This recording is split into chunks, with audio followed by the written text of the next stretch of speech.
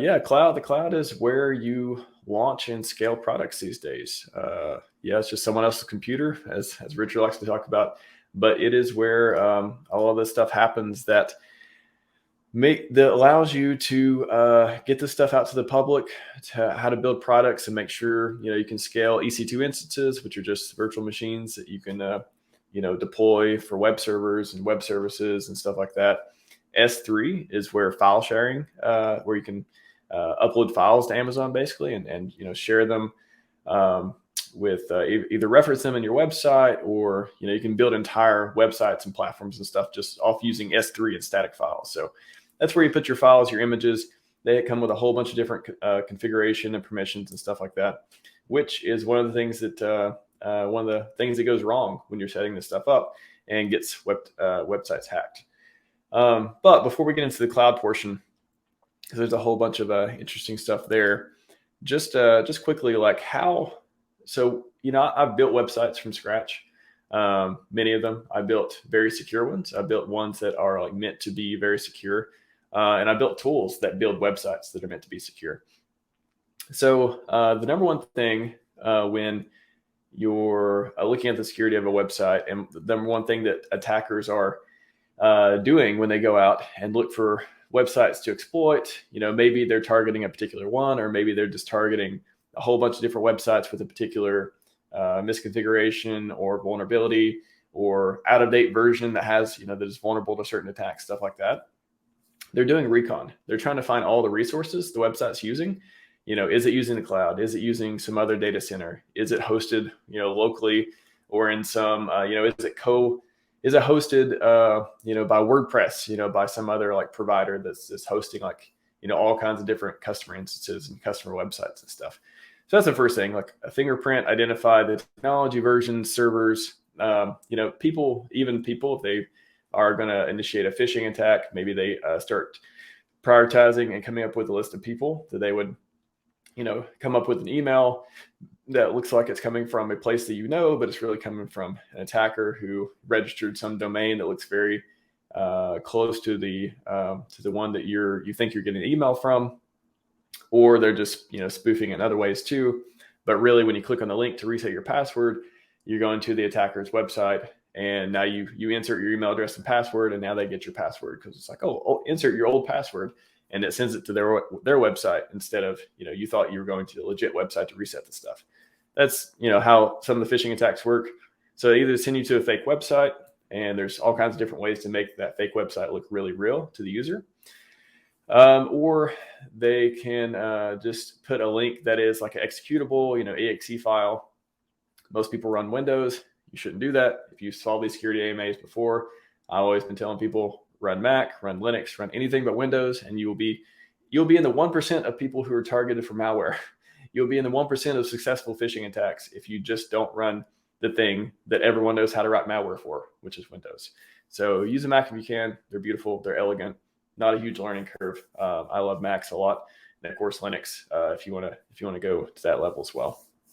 So back to recon. They do reconnaissance. They do recon, figure out what they're working with and what they may take advantage of. So they start looking for misconfigurations.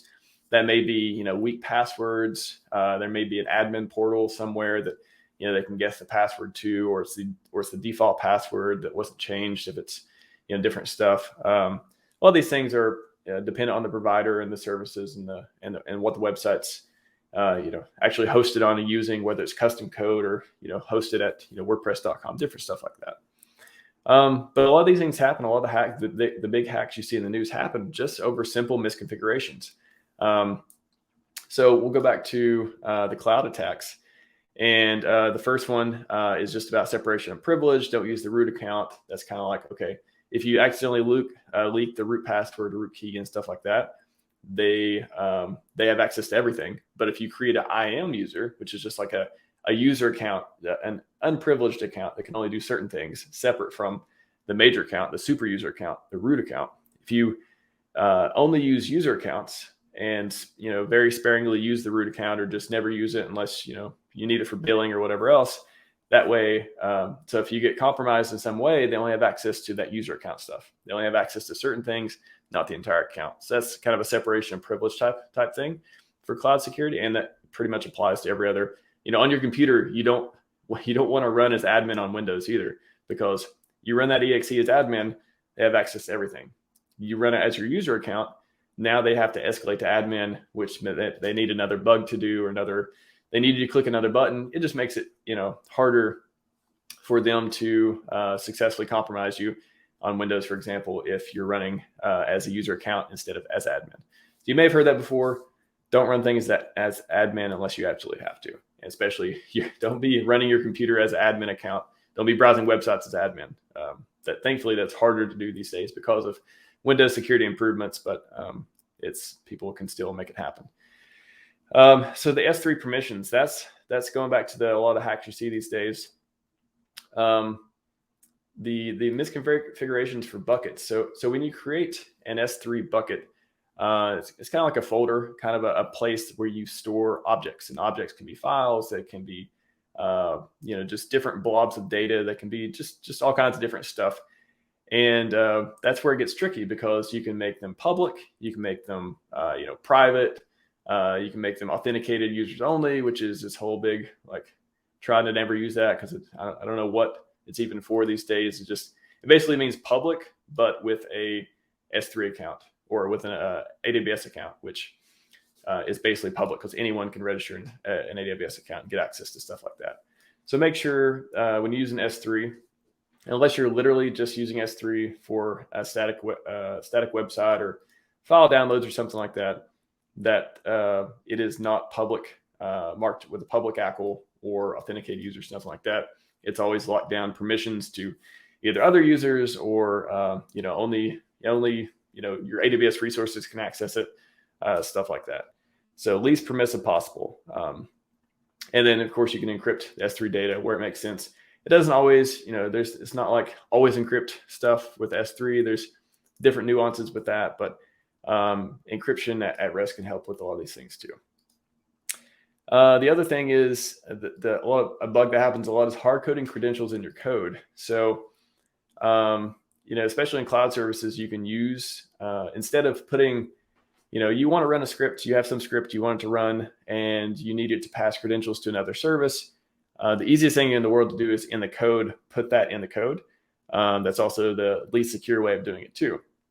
So you could even get on GitHub and you can go through examples of, you can probably get on GitHub right now and just search for, actually, I might bring that up. I might do a code search and just show you some of this stuff. Because a lot of the, also debuting new mug right here, RHM mug, RHM swag right there. Let's see if you can see it. Let me switch the screen over. There we go. New merch. Maybe I'll be giving away at some point. New cup merch right there. Boom. You saw it first. You saw it first today. Let me do a code search to see if this even make more sense. What is the website? It's like search code. Google, and then there's a new website that does some of this stuff. Go away. Search code. At the new website I saw that does this. Okay, I think so. Yeah. So it indexes all these different code across all these resources. So let's just do something like, I don't know, password equals. Yeah, here you go. There's now a lot of these aren't going to be valid. They're not going to be they're going to be expired or something like that. But if you just go to searchcode.com, you can see people hard coding passwords into code, or uploading their config file, which has passwords in it, usernames and passwords into it, on GitHub and public resources on Bitbucket too. So yeah, password, this is like very simple stuff you can that happens a lot. Now, if you went and tried to use any of these, which I don't recommend anyone do, this is just educational purposes. But if you went and tried to, a lot of these are going to be expired, they're not going to be useful or things like that. But it is this is the demonstrated example of how these things can happen. So you can do that. You can do like API key equals. Let's see. You may see people hard coding API stuff. API, I don't know, like V2.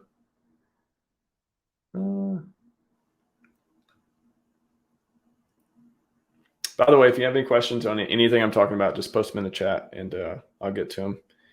Let's see. I'm just trying to give you some examples for, I don't know, you can even do like on the Amazon stuff, you could do like secret key or access key, secret key equals. This is your AWS key pairs for stuff. So yeah, you see people here, they're obfuscating it. They're like just doing this as a sample. But a lot of people hard code those in and you can find them. And then this gives you access to cloud resources. Yep. There's some stuff right there. Again, these are hopefully they're expired and stuff, but that's basically the username and password you can find publicly for, a whole bunch of different stuff. I just showed you in 5 minutes, like how you can find mistakes on the internet for people hard coding usernames and passwords in stuff that they put online. So, yes, GIF API. I love them. Yes, we love APIs. GIF. Let's see. So that's just an example of hard-coded passwords. Probably the most exciting one. You can like go online and just find some. Just using examples of like what not to do. Again, educational purposes only. MFA. That's another thing too. If you're using username and password, that means that anyone who can go, anytime it gets leaked or whatever, that's it. Like that's username and password. It gets out there. Anyone can use it now. So if you turn on MFA and don't use text, don't use text MFA or 2FA. Same thing. 2FA, MFA is multi-factor. 2FA is two-factor. Multi-factor includes two-factor. It could be three-factor, four-factor, all that stuff. So when I say 2FA, MFA, they're basically synonymous. Don't use text MFA stuff because there's SIM swap attacks and all that stuff.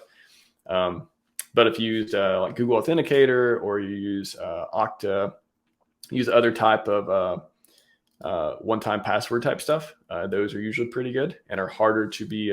There's still ways to fish those. I'm sure you got some deep stuff today. Evil Genix 2. Yeah, so this is actually a man-in-the-middle framework that can be used for phishing credentials, and also you can bypass 2FA with different supported stuff. So again, there's attacks against MFA type stuff too, and this is one way to do phishing and very advanced phishing techniques to try to get past some of this stuff. So these are tools that like security professionals use to test their own organizations. So these are not strictly hacker tools. Like, of course, you can use the tools for good or bad. But these are stuff that security professionals use to, if they work for a company, they're using these tools to try to, attack their own company to help defend it and like to prove, either prove that something is vulnerable or prove that it's not. Say, hey, I tried using all these frameworks to do phishing and our security is so good, we're protected against phishing. That's you probably never say that because phishing is like the one thing you're basically not going to be protected against. It's very hard. It's very hard. It's one of those very hard social problems to make it hard not to click something you shouldn't click and stuff. But anyways, these are tools that you can use to test these things yourself and your own organization. So they're not. That's one thing I like about the security industry is we're very transparent, very open. Nobody's trying to hide all these techniques and stuff. Like, no, let's put them out in the wild. Let's put them all out there so the defenders can figure out how the attackers work and they can build better defenses. And the attackers, so if everything is out in the open, the defenders have the data, the attackers have the data. All right, it's up to the defenders. Now they have all the data they need to go protect against these attacks, or not. But they have the opportunity, so we can study these types of things. And it also enables people who are testing their own organization for these types of bugs to have access to the quality tools that the attackers themselves have access to test for these things. So what's up, UFO to go? Appreciate it, man. Appreciate it. Re-entity attacks. Yeah, that's some of the Web3 stuff. I may do a stream on that sometime. We're covering more of just the like like the native attacks outside of Web3 right now, but reentry is one of the most common Web3 attacks.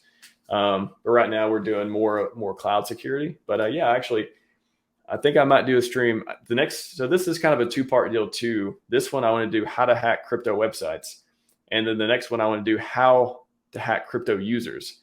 So this is focused on server side attacks mostly. I'm gonna do a VPN segment here though too, because I found a really good website that has a very good explanation of why you shouldn't use VPNs, retail, and all that stuff, which is near and dear to my heart. So I want to go over that for a minute too. But I'm keeping this one focused on server side attacks. And then the next one, I'm going to show you how crypto users get hacked. And again, this is all not to show people how to hack other people, but it shows you how these attacks happen. So then you can defend yourself better, because you don't know how to defend yourself unless you know how these attacks works. Anyone can say, oh, websites get hacked, crypto things get hacked, all this stuff. Well, that's not very useful unless you know exactly how it happens. So then you can invert it, right? You can say, okay, how do I not want my server to get hacked? How do I not want my website to get hacked? How what are the things that happen that are able to get crypto users hacked? Now you know exactly what not to do. You know exactly how to defend yourself.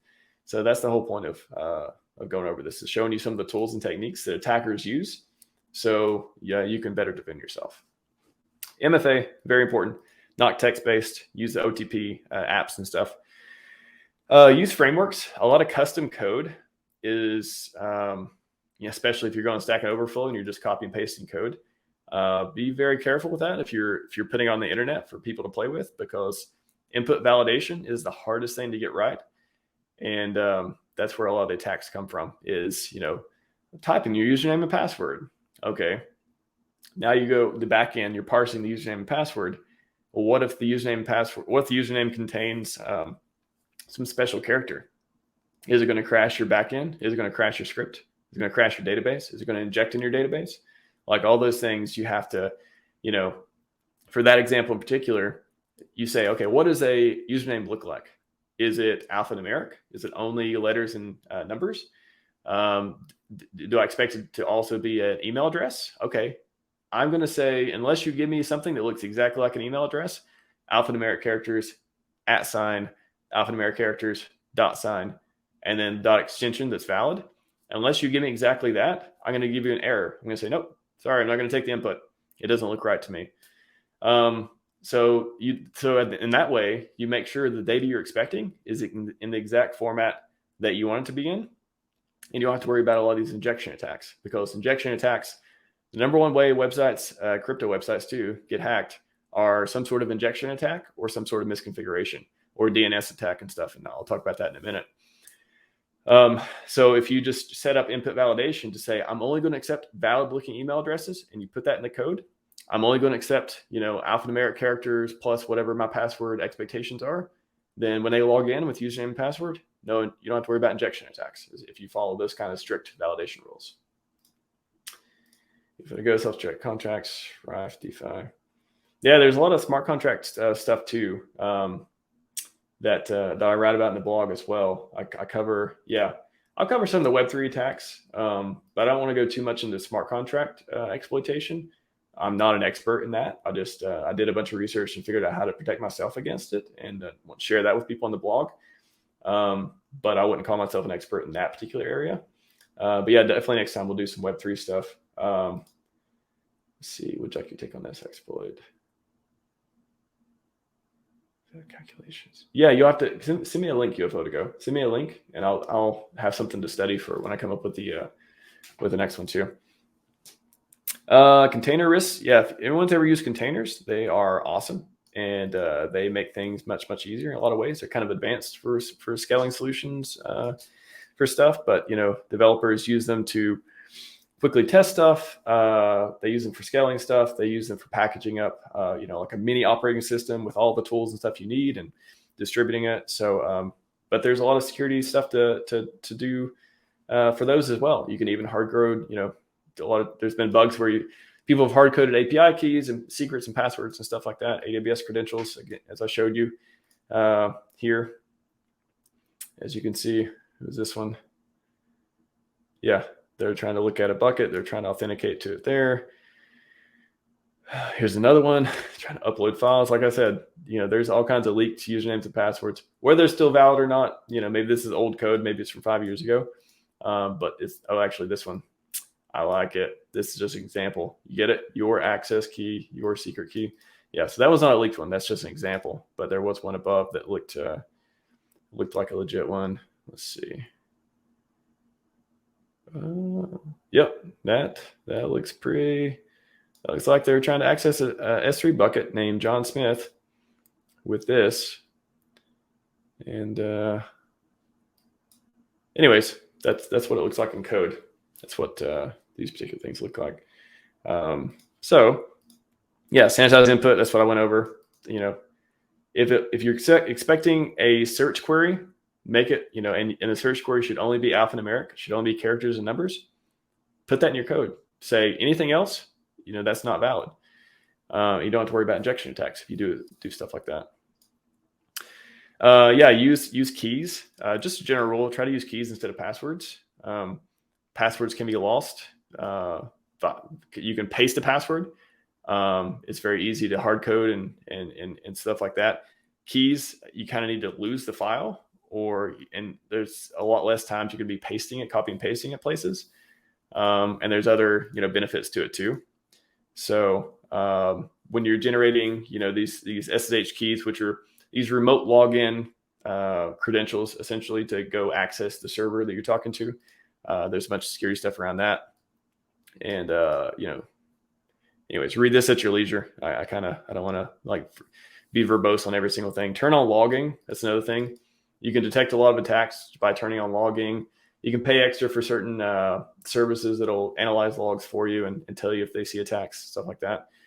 And this is like what every company does ever. I think, but just on compliance, if nothing else, they're supposed to have regular, regular tests, regular security tests, regular people coming in, outside parties, consultants trying to break their security and tell them how they broke it if they get in and stuff. So just having regular security testing is something that can help do a lot of that. That can be at the network layer. It can be at the code layer. There's different tools that can help with this. I reference here, but you definitely need to have these different security audits. I guess security audits kind of the general term for all this stuff. Yes, sir. So I just want to cover one more thing. I'll cover the DNS portion because I think that's interesting. So that is in malicious smart contracts. My premier post, I have being vigilant with smart contract, being vigilant with free claims, which talks about some of this stuff, and then malicious smart contracts, which a lot of people have referenced and learned a lot from. I think got a lot of compliments on this one because I was very thorough and telling you exactly how to look for a lot of these different attacks. The one I wanted to talk about in this one was, let's see, DNS. Yeah. So the DNS hijacking one.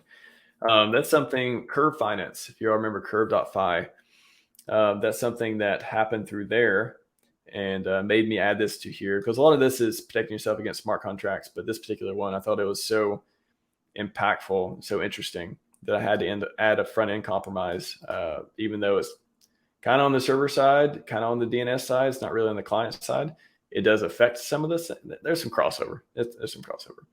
So that's another thing to make sure is nobody has control of your DNS settings. Like whatever admin panel you use, whether it's Route 53 with AWS or the Plex, and there's a whole bunch of different portals and ways to do admin stuff with your DNS settings and some of your just website type settings. Make sure those are secure. If someone gets access to them, they can redirect people to the attacking server and away from your website, which is speculated. That's one of the things that happened during the CurveFi hack, and that can cause a lot of problems. Yeah, the CurveFi hack appears to be an attack DNS poisoning records and making the website point to malicious website clone, where users then interact with the malicious DApp. Now, how could you save yourself even if you went to a malicious website and they presented malicious DApp? before you go to a website that you're not sure about, go figure out what the smart contract, or keep a list of all the smart contracts addresses that are supposed to be the official ones. And when you go to that website and MetaMask does the prompt, it's like, hey, do you want to interact with this stuff? Compare the two, look at the two and see if they're the same. If they're not the same, that means you're not talking to the contract that is the official one. If you're not talking to the official contract, be very suspicious. I mean, just stop what you're doing at that point, because you're probably talking to a malicious one. So that's one way you can protect yourself, even if the website gets hacked. You don't have to click the button, approve, talk to the contract, take my money. You don't have to click that button in MetaMask if you can see that it's not the legit contract by comparing the one on Etherscan, the official resource, whatever, with one being prompted. And I think I go over that somewhere here too. You can compare which one. God, the freaking Uniswap exploit crap Richard was talking about today too. Anyways, you can see that, what you're interacting with in the MetaMask prompt. I guess I don't have a picture of it, but you've seen it. You can see it on the top there, what you're interacting with. Okay.